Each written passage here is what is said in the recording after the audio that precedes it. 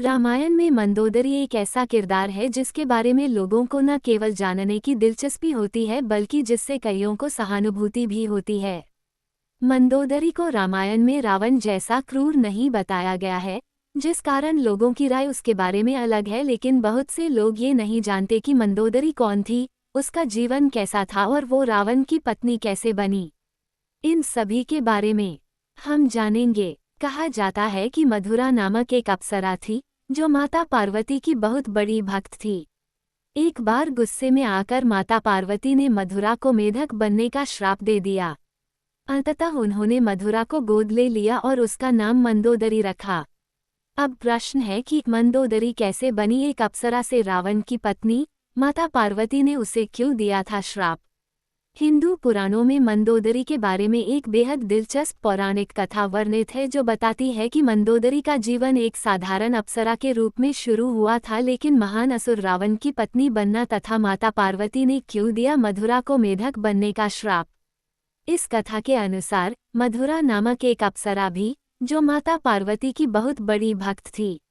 एक दिन मधुरा माता पार्वती से मिलने कैलाश पर्वत पर पहुंची, लेकिन माता पार्वती वहां नहीं थी।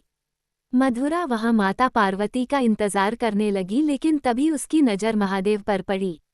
महादेव को देख वह उन पर मोहित हो गई और एक अप्सरा होने के कारण उनको आकर्षित करने में लग गई। कुछ समय बाद जब माता पार्वती वहां पहुंची तो मधुरा की इस हरकत को देख वो बहुत गुस्सा हुई। गुस्से में आकर माता पार्वती ने मधुरा को मेढक बनने का आप दे दिया और कुएं में 12 सालों तक रहने को कहा। भगवान शिव को मधुरा के लिए देवी पार्वती का क्रोध बहुत अधिक लगा। महादेव स्वभाव से स्थिर थे और उन्हें मधुरा की हरकत का ना तो तनिक भी भय था और ना ही उन्हें कोई फर्क पड़ा था। इसलिए वो मथुरा की हरकत से क्रोधित नहीं थे और उन्होंने माता पार्वती को भी समझाने का प्रयास किया कि वे श्राप बहुत ज्यादा है। महादेव के समझाने के बाद माता पार्वती मान गईं और उन्होंने मधुरा को 1 साल तक कुएं में रहने को कहा। मथुरा 1 साल तक कुएं में पूजा करती रही। उसी दौरान असुरों के देवता भयापुर और उनकी पत्नी हेमा के 2 पुत्र थे। वो चाहते थे कि दोनों को एक बेटी हो। पुत्री की चाहत में दोनों कई सालों तक कठोर तपस्या करते रहे। वहीं मधुरा का भी 1 साल पूरा हो गया था। उसके बाद वो अपने असली रूप में आ गई और मदद के लिए पुकारने लगी। मधुरा एक छोटी बच्ची के स्वरूप में थी। मधुरा की आवाज सुनकर मयासुर ने पूजा समाप्त की और उस बच्ची की जान बचाई। भयासुर को लगा जैसे उसे वरदान के रूप में पुत्री मिल गई, इसलिए उसने मधुरा को गोद ले लिया और उसका नाम मंदोदरी रखा। कुछ सालों बाद जब रावण मयासुर से मिलने गया तो वह मयासुर की बेटी मंदोदरी को देखकर मंत्रमुग्ध हो गया।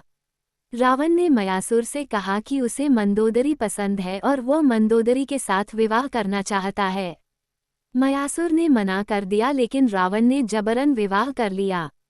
इस तरह मंदोदरी रावण की पटरानी बनी। विवाह के बाद दोनों के 3 पुत्र हुए। मंदोदरी बहुत ही समझदार और ज्ञानी थी। वह रावण को सदा अच्छी सलाह देती थी और कहा जाता है कि अपने पति के मनोरंजन के लिए उसी ने शतरंज के खेल का प्रारंभ किया था। जब रावण ने माता सीता का अपहरण किया था तो मंदोदरी को पता था कि रावण बहुत अहंकारी है और वो जिस मार्ग पर चल रहा है उसका विनाश निश्चित है। मंदोदरी ने रावण को भगवान राम की पत्नी माता सीता को वापस भेजने को भी कहा था, लेकिन रावण ने मना कर दिया। अंततः भगवान राम और रावण के बीच युद्ध हुआ और युद्ध में रावण मारा गया। तो रावण के मरने के बाद मंदोदरी युद्ध भूमि पर गई। वह रावण के कुल और लंका का विनाश देखकर अत्यंत दुखी हुई। युद्ध के बाद भगवान राम ने लंका का राजपाट विभीषण को सौंप दिया। भगवान राम ने मंदोदरी को सुझाव दिया कि वो विभीषण से विवाह कर ले, लेकिन उसके बाद मंदोदरी ने खुद को महल में कैद कर लिया था। काफी समय तक मंदोदरी ने किसी से कोई संपर्क नहीं रखा। कहते हैं कि लंका की भलाई के लिए मंदोदरी ने भीषणा से शादी करना स्वीकार किया।